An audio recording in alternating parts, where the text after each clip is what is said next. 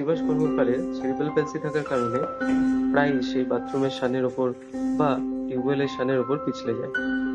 এই কারণের জন্য মাটিতে বা টাইলসের ওপর বা সানের ওপর একটি চটের বস্তা রাখা হয়েছে, যেটার ফলে শিবাসের পা এখন হরকাচ্ছে না এবং সে অনায়াসে পেছলানো ছাড়াই নিজের ওয়াশিং অ্যাক্টিভিটি গুলো কন্টিনিউ করতে পারছে।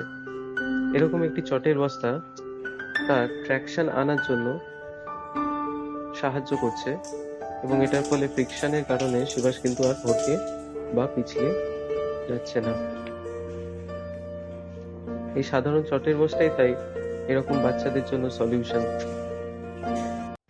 Break Free Solutions brought to you by EI Labs and Project Discovery.